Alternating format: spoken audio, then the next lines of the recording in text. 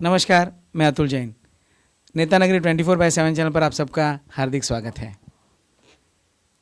हमारे देश में कई सारे राजकीय पक्ष हैं, जैसे कांग्रेस, शिवसेना और भारतीय जनता पार्टी जैसे अनेक सारे पक्ष हैं। लेकिन ऐसे पक्षों में कई पक्षों में छात्र संगठन है, जैसे कि कांग्रेस में NSUI है, शिवसेना में एक संस्था है जो युवा सेना के नाम से जानी जाती है, और ऐसे ही भारतीय जनता पार्टी में भी एक है। तो आज हम कांग्रेस के NSUI की एक युवा छात्रा से बात करेंगे, जिसका नाम अमीना सैयद जी है। अमीना सैयद जी NSUI के नेशनल कोऑर्डिनेटर है और गुजरात के प्रभारी हैं। तो आज हम अमीना जी आपका यहाँ पे हार्दिक स्वागत करते हैं। बहुत बहुत शुक्रिया आपका। अमीना जी, आप इस NSUI से कैसे जुड़े? आप एक युवा छात्रा थी और इसके बाद आप NSUI में पॉलिटिक्स में कैसे आए? जी, तो मेरी जर्नी जो है वो 2017 से मैंने स्टार्ट की थी। मुझे सोशल वर्क करने का बड़ा शौक़ था। मेरे पेरेंट्स भी सोशल वर्क करते थे, जैसे कि मेरे अब्बा थे, वो खुद एक सोशल एक्टिविस्ट रह चुके। तो मुझे सोशल वर्क करते करते जो हमारे बेहतरीन लीडर्स में से एक थे गुरुदास कामत जी, स्वर्गीय गुरुदास कामत जी, जिन्होंने मुझे NSUI में लड़ने का मौका दिया। फिर मैं मुंबई से लड़ी NSUI के इलेक्शंस, और अल्हम्दुलिल्लाह आज मैं नेशनल में हूँ। और मुंबई से ये मैं प्राउड के साथ बोलना चाहूँगी कि अभी फ़िलहाल मुंबई टीम से मैं ही नेशनल टीम में हूँ। और NSUI ने मुझे काफ़ी कुछ करने का मौका दिया, मुझे एक नाम दिया। बेसिकली मुझे कांग्रेस पार्टी ने एक नाम दिया, मुझे अपनी एक पहचान दी। वरना मैं तो एक कॉलेज की सिर्फ एक कैंपस की स्टूडेंट थी, मुझे तो पॉलिटिक्स का पी भी नहीं पता था। और बेसिकली पॉलिटिक्स नहीं होती है इसके अंदर, हम स्टूडेंट्स के हक में काम करते हैं। और जो भी हमें ऐसा लगता है कि जहाँ पर भी लड़ाई लड़नी चाहिए, और तो वो हम बढ़ चढ़ के उसके अंदर हिस्सा लेकर हम ये लड़ाई लड़ते हैं। आपने कहा मुझे चांस दिया गुरुदास कामत जी ने इलेक्शन में, उस समय आप जीते थे? बिल्कुल, मैं जीती थी। ओके। तो उस समय, अभी जो वो इलेक्शन का दौर था, जो कॉलेज में इलेक्शन होते थे, वो उस समय होते थे, लेकिन आज ऐसे इलेक्शन होते नहीं हैं। उसका क्या कारण है? देखिए, अभी के जो माहौल है, सबसे पहली बात तो कोविड चल रहा है। कोविड के अंदर तो कॉलेजेस और कैंपसेस ही सारे बंद हैं, और जो बच्चे हैं उनकी पढ़ाई का तो मतलब ऐसा हो चुका है कि वो पढ़े ना पढ़े एक बराबर है। ऑनलाइन एग्ज़ाम्स लिए जा रहे हैं, और तो जब कैंपसेस खुलेंगे ही नहीं, यूनिवर्सिटीज़ के अंदर आना जाना होगा ही नहीं, तो आप मुझे बताइए कि हम कैसे इलेक्शन लड़ सकते हैं और कैसे ये हो। तो इसीलिए एक सिलेक्शन प्रोसेस किया गया है कि जिसे पार्टी को ऐसा लगता है कि इन्हें करना चाहिए, प्रमोट करना चाहिए आगे, तो वो उनको सिलेक्शन करके ही पोस्ट दे देते हैं, और हम उन्हीं के साथ काम करने लग जाते हैं पार्टी के। अच्छा, आपको पता होगा कि हमारे देश में एक एक्ट्रेस हैं जो इतनी सुपरस्टार होने के बाद भी ऐतिहासिक फिल्में उन्होंने की। तो ऐसा करने के बाद भी एक सुजान नागरिक के तौर पर वो व्यक्ति जानी जाएगी। तो वो ऐसे बोलती है कि हमारे देश को जो आज़ादी मिली थी 1947 की, वो हमें भीख में मिली थी। तो इसके बारे में आप क्या कहेंगे? क्योंकि आपने शायद उसका आंदोलन भी लिया था, तो उसके बारे में आप क्या कहेंगे? कंगना रनावत जी के बारे में तो अभी मैं क्या ही बताऊँ आपको। उन्हें एक अवार्ड से सम्मानित किया गया, पद्मश्री अवार्ड। उनके बाद उनका एक प्रोग्राम में स्टेटमेंट आता है कि क्या ये जो लड़ाई हमने, मतलब वो ये चीज़ बोलती है कि हमें जो आज़ादी मिली है, क्या ये आज़ादी कोई आज़ादी है? जो भीख में मिली है उसको आज़ादी बोलते हैं। और उनका एक और इंटरव्यू आया था कुछ साल पहले, जिनमें वो ये चीज़ भी बोलती है कि मेरे जो दादाजी और जो उनकी जो पीढ़ी थी, वो खुद एक फ्रीडम फाइटर थी। तो मैं इस स्टेटमेंट का क्या मतलब समझूं, आप मुझे बताइए। अगर वो ये चीज़ अभी बोल रही है और वो बोलती है कि 2014 में, 2014 का ये मतलब है कि भाजपा ने सियासत थी थामी थी 2014 में। और अगर मुझे वो ये चीज़ बोलती है कि नेशनल अवार्ड्स में वो बैठ के ये चीज़ बोलती है कि हमें ये मिली है और भीख में मिली है, तो मतलब हमारे जो फ्रीडम फाइटर्स थे, जिन्होंने अपनी शहीदों के अंदर जिन्होंने खून बहाया, तो क्या लगता है कि ये सारी चीज़ें ऐसी हो गई, ऐसी मिल गई? और उन्होंने तो खुद ने एक मूवी बनाई थी, झांसी की रानी, और उसमें बताया गया कि वो लड़ रही है, फिरंगियों से लड़ रही है। तो क्या ये सारी बातें झूठी है? और वो इंसान ही झूठी है।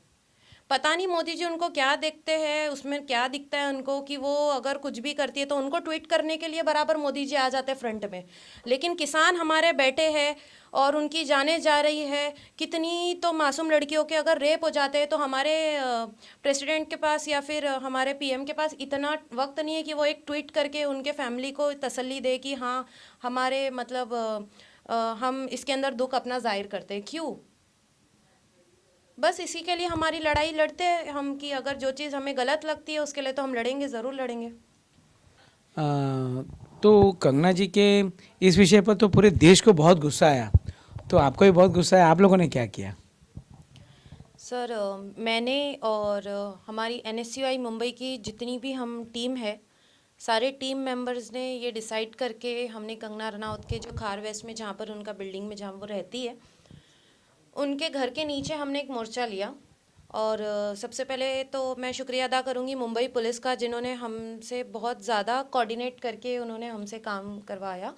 और उसके घर के नीचे हमने धरना लिया और ये हमारा था मेन मुद्दा इसके अंदर कि उनको जो पद्मश्री से उनको जो सम्मानित नवाजा किया गया, गया हाँ। है वो उनसे वापस ले लिया जाए।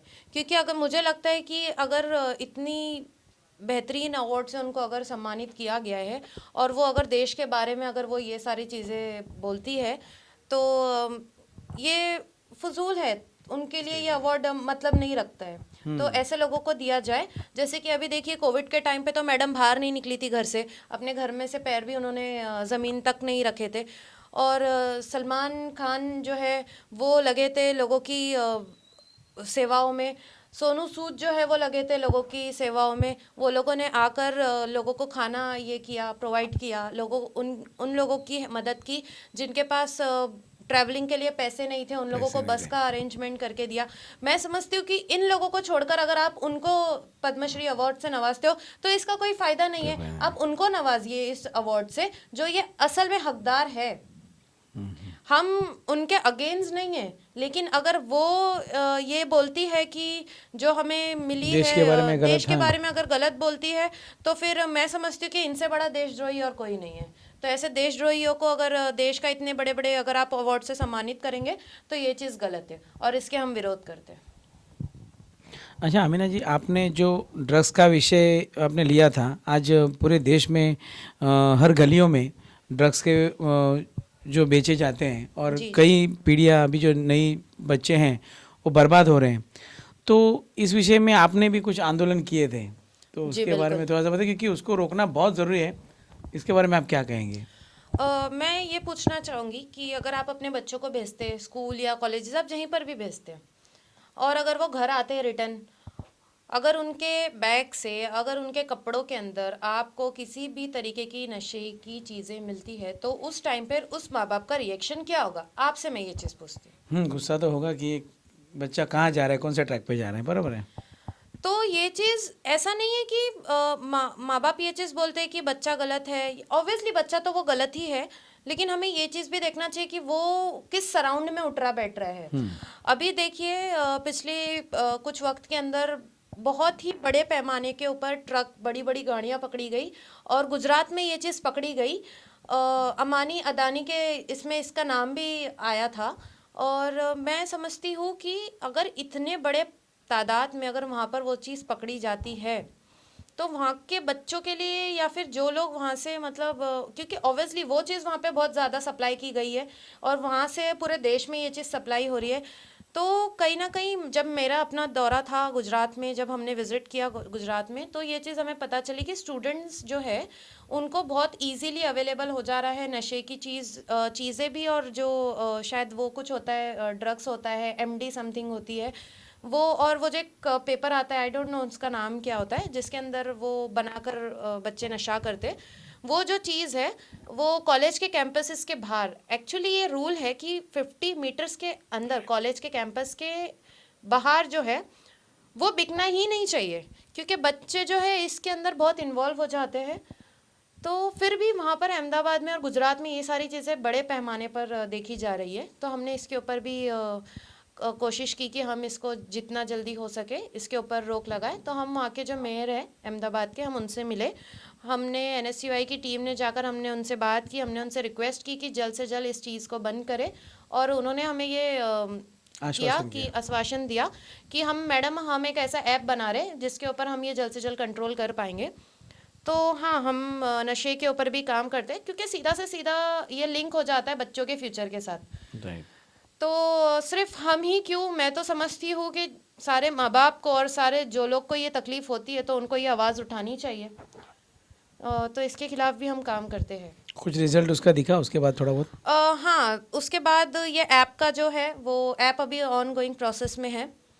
जल्द से जल्द अगर मैं सेकंड विजिट करती हूँ तो इसके ऊपर मैं ज़रूर कार्रवाई करना चाहूँगी, और मैं जाकर पर्सनली वो सर से मिलूँगी भी, जो वहाँ के मेरे एएमसी जो है कमिश्नर, मैं उनसे हमने आवेदन पत्र भी देकर आए हैं उनको। तो ठीक है, कुछ वक्त चाहते हैं वो दे देते, और वक्त तो ऑब्वियसली देना ही पड़ेगा, क्योंकि जो ऐप है वो इतनी आसानी से तो बनता नहीं है। तो ठीक है, कुछ वक्त ले लीजिए, लेकिन जितना जल्दी हो सके वो जल्द से जल्द ये नशा को कम करवाने की कोशिश हम कर सकते हैं। अच्छा अमीना जी, अभी जैसे आपको पता है कि किसानों के जो 3 कायदे मोदी जी ने 17 सितंबर 2020 को शायद लाए हो, संसद में पास किया जी। तो उसके बाद शायद राहुल जी ने भी कुछ बयान दिया था, और उस आंदोलन में आप सहभागी थे। जी बिल्कुल। तो श्री राहुल गांधी जी का एक स्टेटमेंट आया था जो कि बहुत ज़्यादा वायरल हुआ था। तो वो स्टेटमेंट के कुछ वर्ड्स ऐसे थे कि मार्क माय वर्ड्स, मेरी शब्द लिख लीजिए, कि मोदी सरकार को ये 3 काले कानून फ्यूचर में वापस लेने पड़ेंगे, क्योंकि उसका कोई मतलब ही नहीं बनता है। आप मुझे बताइए, अगर वो पहले ही ले लेते तो उनका क्या जाता? क्या उनका ईगो हर्ट हो जाता? सिर्फ इतनी सी बात थी कि ईगो हर्ट हो जाता ना, और क्या होता उनके साथ? आप ये चीज़ देखकर 1 साल होने के मुताबिक आप ये चीज़ को वापस ले रहे हो, उसमें कितनी जानें चली गई, कितने बच्चों की जानें चली गई, औरतों की जान चली गई, कितने लोग बेवा हो गई इसके अंदर। आप मुझे बताइए कि अगर आप ये चीज़ को लागू कर रहे हैं, इसके ऊपर अगर आप इम्प्लीमेंट नहीं कर पा रहे हैं, और अगर हिंदुस्तान की जनता रोडों पर उतर चुकी है कि हमें ये नहीं चाहिए, हमने आपको बनाया है वोट देकर, कांग्रेस इसके खिलाफ हमने लड़ाई लड़ी। हम अब तक हमने काफ़ी जगह पर जहाँ जहाँ मोर्चा हो रहा था वहाँ पर कांग्रेस पार्टी ने जितना उनको सपोर्ट कर सकी उन्होंने किया, फाइनेंशियली भी बैकअप दिया, उनकी आवाज़ के साथ बनकर उनकी आवाज़ में भी खड़े रहे, लास्ट तक भी हम खड़े रहे। मैं खुद उस प्रोटेस्ट में शामिल थी, और मैं समझती हूँ कि ये मेरे लिए, और आने वाली जब हमारी पीढ़ियाँ अगर हमसे पूछेगी कि जब वो हो रहा था तो आप कहाँ थे, तो मैं ये तो बोल सकती हूँ कि हाँ, उनकी आवाज़ में एक आवाज़ मेरी भी शामिल थी। मैं ये चीज़ बोल सकती हूँ, क्योंकि बोलना बहुत ज़रूरी है, वरना आगे आने वाली जो हमारी पीढ़ी है वो गूंगी पैदा हो जाएगी।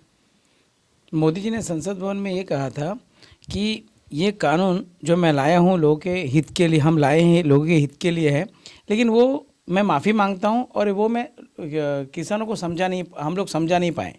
अच्छा, तो आपने वो खुद समझे? मैं ये चीज़ पूछती हूँ मोदी जी से कि आप वो अगर खुद समझ जाते तो आप पीछे ही नहीं लेते।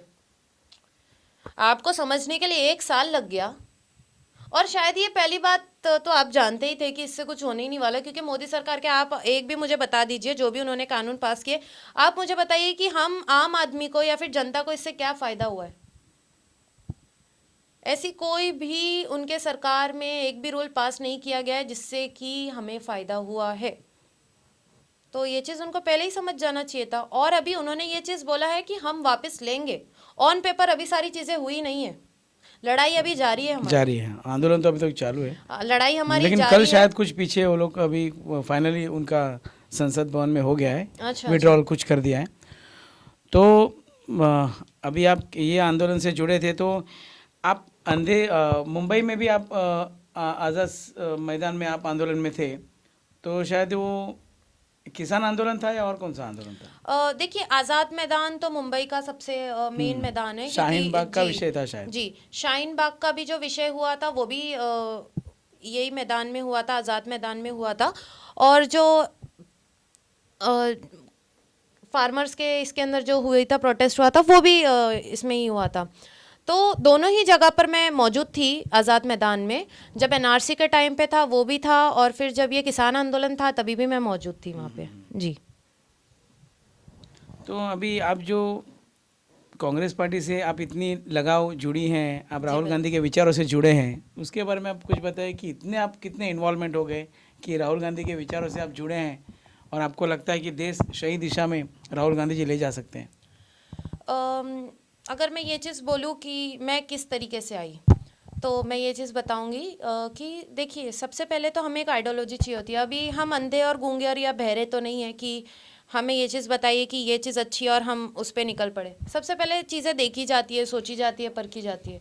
और जब से मैंने इतिहास देखी हूँ तो मुझे ये चीज़ समझ में आई है कि कांग्रेस पार्टी एक सेक्युलर पार्टी है, क्योंकि भाजपा एक ऐसी पार्टी है जो बोलती है कि हिंदुत्व खतरे में है, हिंदू खतरे में है।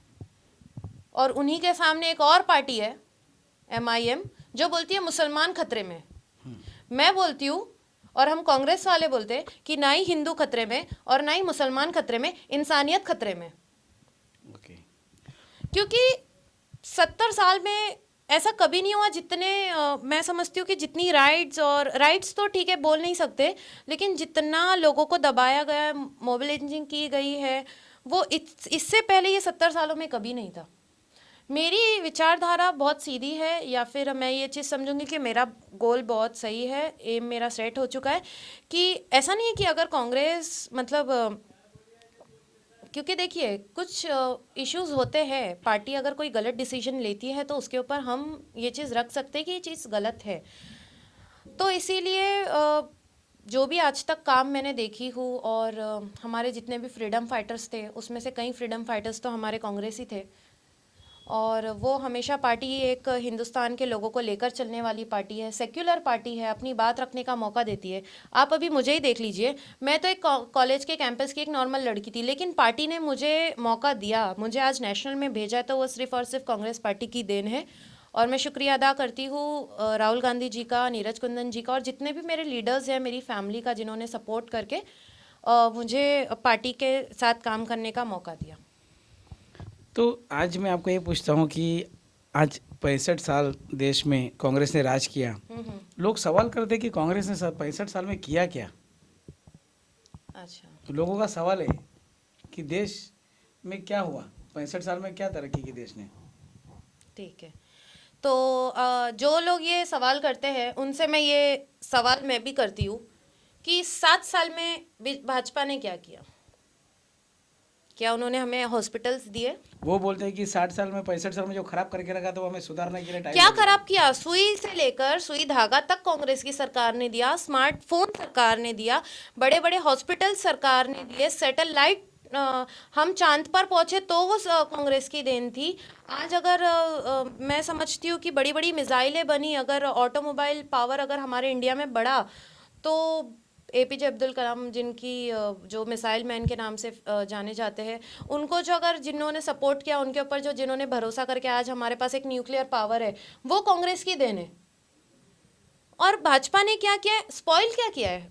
कांग्रेस ने क्या स्पॉइल किया है बताइए? उनके कॉलेजेस, हमारे जो कॉलेजेस हमारी सरकार में जो बनाए थे, जो हॉस्पिटल बनाए थे, आपने तो सिर्फ रिबन काट के उसको अपने नाम कर लिया।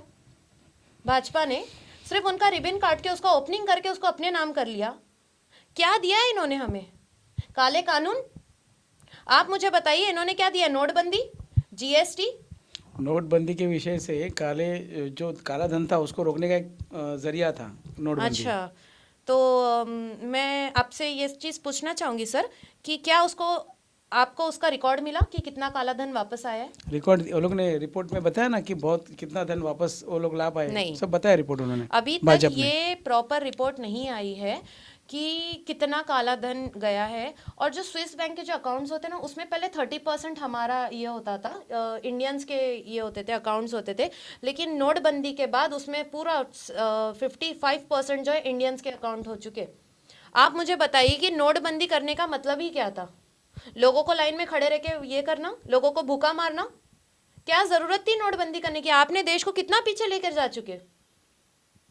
लेकिन बीजेपी ये कहती है कि जो काला धन जो लेके गए वो कांग्रेस के राज में हुआ था सब कुछ, तो फिर बाद में वो भागे, लेकिन जब जो काला धन जो लेके गए वो कांग्रेस के राज में, जैसे वो नीरव मोदी हो या जो विजय माल्या जैसे हो, जी कांग्रेस के राज में वो ऐसे उन्होंने जो उनको लोन देना था उस उनके समय में वो लोन दिए गए थे।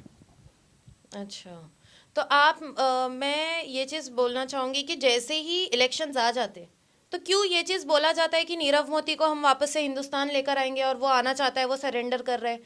क्यों जो बड़े बड़े जो चोर भागे गए। देखिए, इनका सिर्फ यही होता है कि इनको लड़ाना है, इनको किसी ना किसी मुद्दे के अंदर लोगों को फंसाना होता है, इन्वॉल्व करना होता है। और लोगों की मेंटालिटी है कि ये सिर्फ वो बोलते हैं, पता नहीं इन्होंने क्या लोगों के ऊपर जो इनके फॉलोवर्स हैं उनके ऊपर इन्होंने क्या जादू कर कर रखा है, आई डोंट नो। लेकिन इनको सिर्फ एक मुद्दा चाहिए होता है कि सिर्फ एक डाइवर्ट करे कांग्रेस के खिलाफ। ऐसा कुछ भी नहीं हुआ था कि कांग्रेस की सरकार में उनको लोन मिला था। ठीक है, अगर मुझे बताइए ना कि वो उनको वापस क्यों नहीं ला रहे डायरेक्ट। अगर लाना होता तो वो अब तक ला चुके होते। क्यों हमेशा इलेक्शंस के मुद्दों के ऊपर ये चीज़ बात आ जाती है कि नीरव मोदी हो रहा है, जो बाकी और जो भागे हैं, माल्या भागा है, वो अभी लेकिन क्यों आ रहे उनकी इलेक्शंस के बहुत टाइम सारी पे? प्रॉपर्टीज जब्त कर दी, जैसे माल्यास की प्रॉपर्टीज है और ये लोग की प्रॉपर्टी बहुत सारी बीजेपी ने, उन्होंने कहा कि हमने उनकी बहुत सारी प्रॉपर्टी सील करके उनके जो पैसे रिकवर कर रहे थे और बहुत सारे पैसे बीजेपी कहते हैं कि हमने रिकवर कर लिए। अगर 10% में से आप 2% जब्त करते हो तो 8% तो उनके पास ही है, और उसका हिसाब तो आज तक नहीं मिला कि कहाँ है। अभी कोविड की आप बात देख लीजिए, कोविड के अंदर कोविड फंड जो था, प्रधानमंत्री जो फंड जो बोल रहे थे कि आप डोनेट कीजिए डोनेट कीजिए, अब तक उसका रिकॉर्ड आपको मिला है? आज तक हिंदुस्तान ने मंग मंग के हम थक गए कि हमारा जो डोनेट किया हुआ पैसा वो कहाँ गया। उनके पास उसका कोई भी उनके पास उसका सबूत नहीं है। बस वो है कि वो जो बोलते थे ना कि मैं झोला उठाकर चले जाऊंगा, वो उनके झोले में ही है अभी तक, और वो झोला भरता जा रहा है गरीबों की तकलीफ़ों से। उनके पेट काट के उनकी कितने तो लोगों ने अपनी जानें दे दी इसके अंदर। वो सारी चीज़ें इतिहास में पकड़ी जाएगी और उसका जवाब लिया जाएगा। लेकिन मुझे आप ये बताइए कि जब कांग्रेस की सरकार थी उस समय भी यही विषय था, महंगाई बढ़ी है, पेट्रोल के दाम बढ़े हैं। आज भी मोदी सरकार है तो यही विषय होता है कि महंगाई बढ़ी है, पेट्रोल के दाम बढ़े हैं। तो एनएसयूआई के जो स्टूडेंट्स आप हो, आप पढ़े लिखे हो, आप लोग इसको किस नज़र से देखते हो? क्योंकि उस समय भी यही चिल्लम पुकार थी कि चावल के दाम बढ़ गए, दाल के दाम बढ़ गए, आज भी वही प्रोसेस चल रहा है।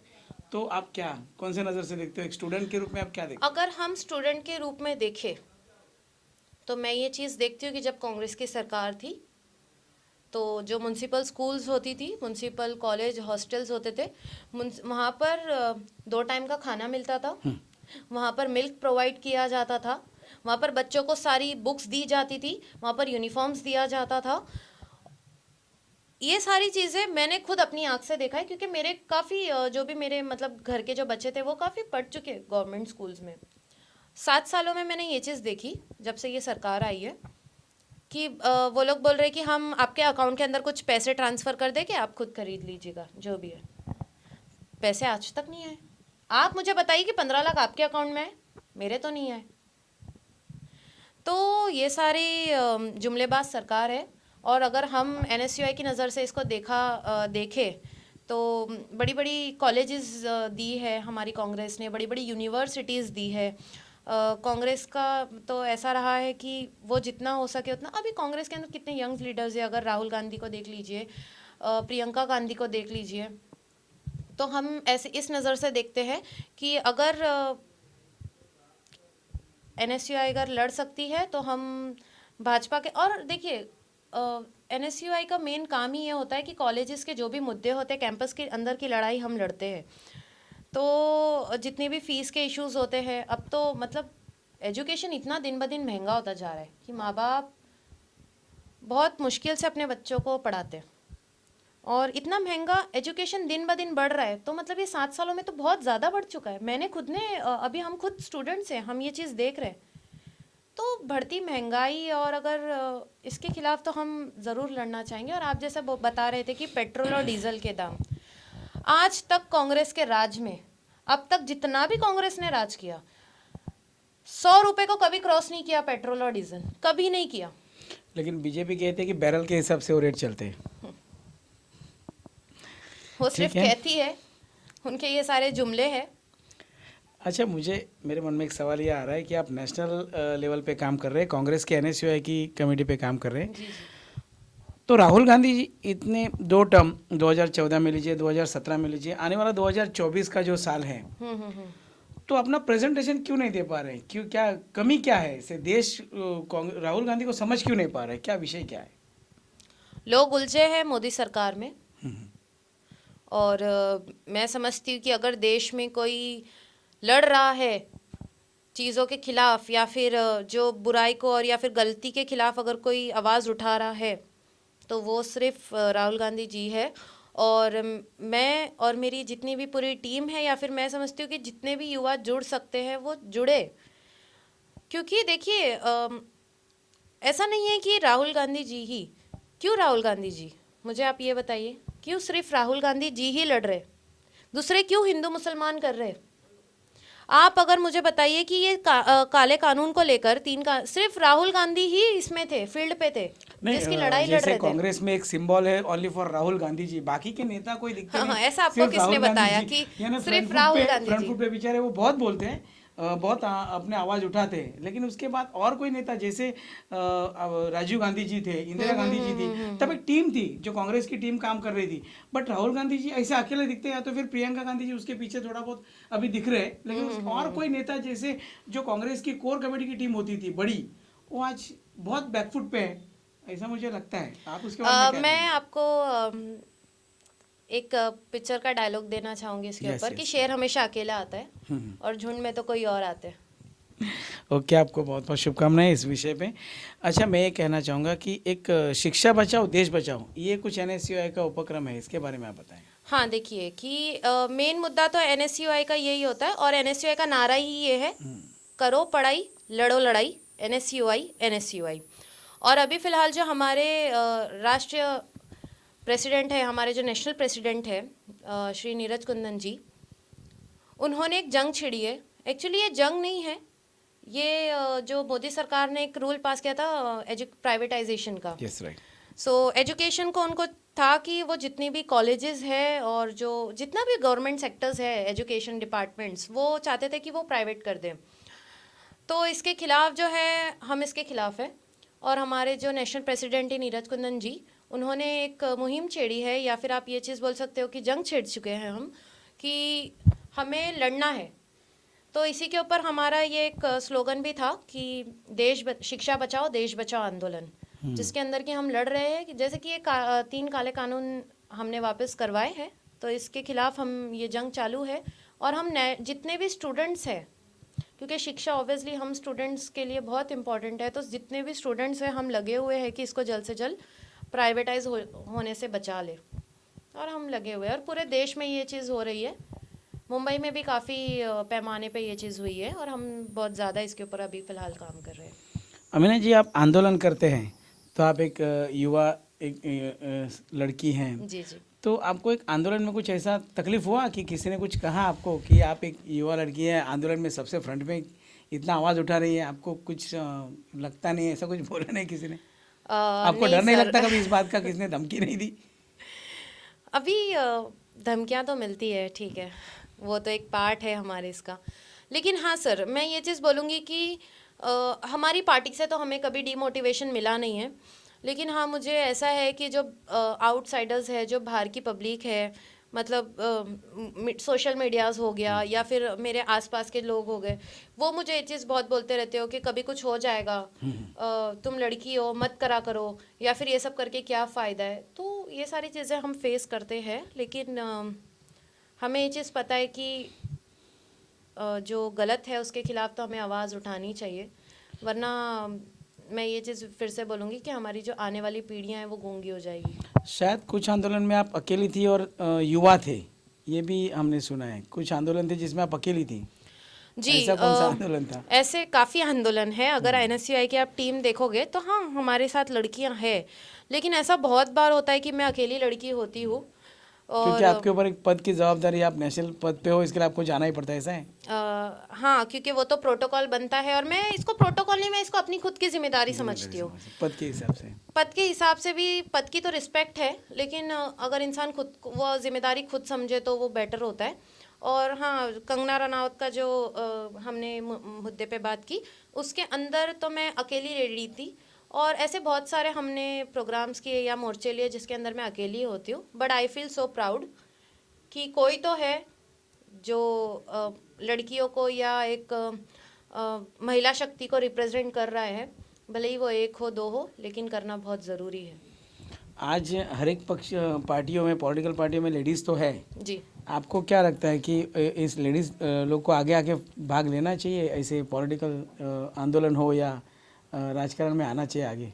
आप क्या कहेंगे, क्योंकि आप हो तो आप लोगों को कैसे मोटिवेट करोगे या क्या मैसेज दोगे आप लोगों को? जी, तो देखिए, मैं ये चीज़ थोड़ा एक्सप्लेन कर सकती हूँ आपको कि जब गाड़ी चलती है तो दोनों टायर का बराबर होना बहुत ज़रूरी है। दोनों पहिए होने चाहिए।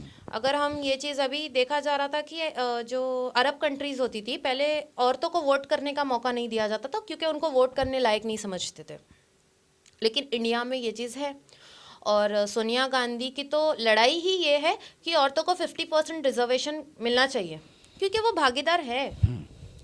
ऐसा नहीं है कि औरतों का आना बहुत ज़रूरी है, औरतों का आना बहुत, मतलब बहुत ज़्यादा ज़रूरी है, क्योंकि सिर्फ घर के अंदर बैठकर, या फिर अगर हमारे फ्रंटल लीडर्स जब इतना आपको ये चीज़ दे रहे हैं कि जितनी फैसिलिटीज़ आदमियों को मिलनी चाहिए उतनी सेम औरतों को भी मिलनी चाहिए। ऐसा तो नहीं है कि आदमी अगर दोने वाले खाता है तो औरत एकने वाला खाती है, ऐसा तो नहीं है। साथ में अगर सारी चीज़ें उनको डिवाइड की गई है तो मुझे लगता है कि पॉलिटिक्स भी उनको मौका देती है, और महिला शक्ति को आना बहुत ज़्यादा ज़रूरी है। अमीना जी, आप एक युवती है और NSUI से जुड़ी है। जी जी। हमारे युवा पीढ़ी को आप कुछ मैसेज दे सकते हैं तो बहुत अच्छा होगा, क्योंकि उनको कुछ अच्छा मैसेज आपके थ्रू मिल सकता है। ज़रूर ज़रूर। सर देखिए, फ़िलहाल जो सरकार हमारे पर हुकूमत कर रही है, आप वो देखें तो वो आप खुद जानते हो कि वो सरकार कैसी है। और हमारे यंगस्टर्स के लिए मेरा ये मैसेज रहेगा कि अभी फ़िलहाल जो हिंदुस्तान में जो एक चलते आ रहा है, जो बोला जाता है कि युवा हमारे हिंदुस्तान की रीढ़ की हड्डी है, बैकबोन जिसको बोलते हैं, और उसके बिना तो हम खड़े नहीं रह सकते। तो युवा जो है वो हिंदुस्तान का बैकबोन है। और वायु जो होता है ना, वायु किसी के लिए नहीं रुकता है, और वायु का अगर आप उल्टा कर लीजिए तो वो युवा होता है।